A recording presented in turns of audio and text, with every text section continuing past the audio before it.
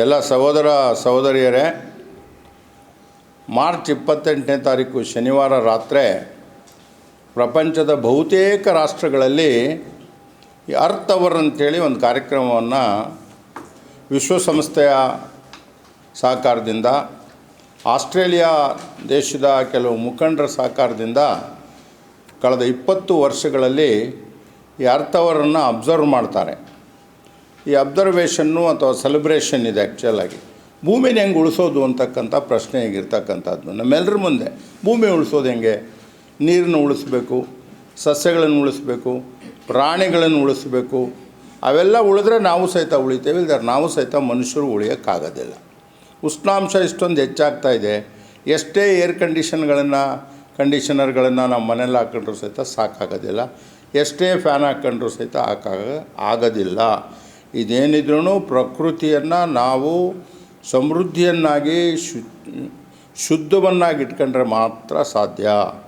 ಇವತ್ತು ನಾವು ವಿದ್ಯುತ್ತನ್ನು ಇಷ್ಟೊಂದು ಖರ್ಚು ಮಾಡ್ತಾ ಇದ್ದೇವೆ. ಅದರಿಂದ ಭೂಮಿಯ ಶಾಖ ಹೆಚ್ಚಾಗ್ತಾ ಇದೆ.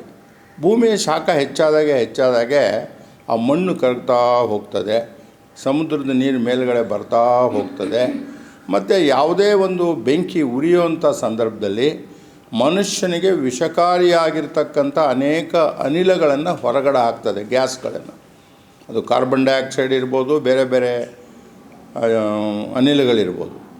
ಇದನ್ನೆಲ್ಲ ತಡೆಯೋದಕ್ಕೆ ಸಾಂಕೇತಿಕವಾಗಿ ಅವತ್ತು ರಾತ್ರಿ ಅಂದರೆ 28 ಶನಿವಾರ ಮಾರ್ಚ್ ರಾತ್ರಿ 8:30 9:30ವರೆಗೂ ಸಹಿತ ಎಲ್ಲರೂ ಸಹಿತ ತಮ್ಮ ಮನೆಗಳಲ್ಲಿ ಲೈಟ್ಗಳನ್ನು ಸ್ವಿಚ್ ಆಫ್ ಮಾಡಬೇಕು.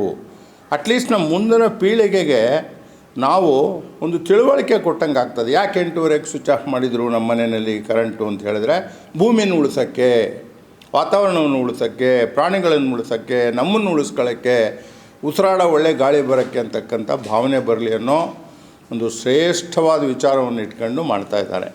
ನನಗೆ ಇವತ್ತು ಭಾಳ ಸಂತೋಷ ಆಗ್ತಾಯಿದೆ. ಸ್ಕೌಟ್ ಗೈಡ್ಸ್ ಅವರು ಪ್ರತಿ ವರ್ಷ ಇದನ್ನು 20 ವರ್ಷದಿಂದಲೂ ಮಾಡ್ತಾಯಿದ್ದಾರೆ.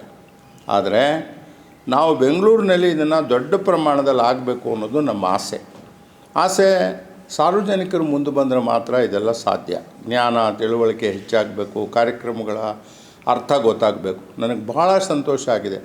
ನಮ್ಮ ವಿದ್ಯಾರಣ್ಯಪುರದಲ್ಲಿ ಸೀನಿಯರ್ ಸಿಟಿಸನ್ಸ್ ಎಲ್ಲ ಸೇರ್ಕೊಂಡು ಒಂದು ಸಮಿತಿ ಮಾಡಿ, ಶಂಕರರಾಯರು, ರಾಜಶೇಖರ್, ರಂಗರಾಜ್, ನಿಮ್ಮಂಥ ಹಿರಿಯರು ಈ ವಯಸ್ಸಲ್ಲಿ ರಿಟೈರ್ಡ್ ಆದಮೇಲೆ ನೀವು ಕನಿಷ್ಠ ವಿದ್ಯಾರಣ್ಯಪುರದಲ್ಲಿ ಒಳ್ಳೆ ಗಾಳಿ ಬರೋ ಹಾಗೆ ಮಾಡೋಕ್ಕೆ ಪ್ರಯತ್ನ ಮಾಡ್ತಾಯಿದ್ದೀರಾ.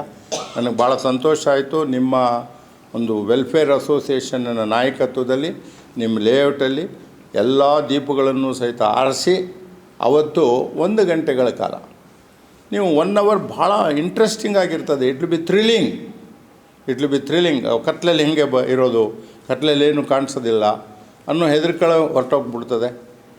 ಆಗ ಹಾಡು ಹೇಳ್ಬೋದು, ಜೋರಾಗಿ ಭಯ ಆದರೆ ಸಿಳ್ಳೆ ಹಾಕ್ಬೋದು, ಊಟ ಮಾಡ್ಬೋದು, ತಿಂಡಿ ತಿನ್ಬೋದು, ಮಕ್ಕಳ ಜೊತೆಯಲ್ಲಿ ನೃತ್ಯ ಮಾಡ್ಬೋದು, ಏನು ಬೇಕಾದರೂ ಮಾಡ್ಬೋದು ತಿಂಗಳ ಬೆಳಕಿನಲ್ಲಿ. ಸೊ ಈ ರೀತಿಯ ಚಟುವಟಿಕೆಗಳನ್ನು ಮಾಡೋದ್ರಿಂದ ನಿಮಗೂ ಸಂತೋಷ ಸಿಗ್ತದೆ, ಭೂಮಿಯ ತಾಪಮಾನವೂ ಕಡಿಮೆ ಆಗ್ತದೆ, ಭೂಮಿನೂ ಸಹಿತ ಉಳಿತದೆ. ಇದು ಏನು ನಾವು ಒಬ್ಬರು ಮಾಡೋದ್ರಿಂದ ಆಗುತ್ತಾ?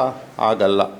ಇವತ್ತು ಅನಗತ್ಯವಾಗಿರ್ತಕ್ಕಂಥ ಯುದ್ಧ ನಡೀತಾ ಇರೋದ್ರಿಂದಾಗಿ ಈಗ ಅಮೇರಿಕಾದವರು ಇರಾನ್ ಮೇಲೆ ಹಾಕ್ಬೋದು, ಇರಾನ್ನವರು ಅಮೇರಿಕಾದವ್ರನ್ನ ಹಾಕ್ಬೋದು, ಇಸ್ರೇಲ್ನ ಹಾಕ್ಬೋದು. ಆದರೆ ಆ ಗ್ಯಾಸ್ಗಳೇನು ಎಮಿಷನ್ ಬರ್ತಾ ಇವೆ ಅದು ಕೇವಲ ಅಲ್ಲಿಗೆ ಮಾತ್ರ ಸೀಮಿತ ಆಗಿರೋದಿಲ್ಲ, ಇಡೀ ಪ್ರಪಂಚಕ್ಕೆ ಹರಡಿಬಿಡ್ತದದು.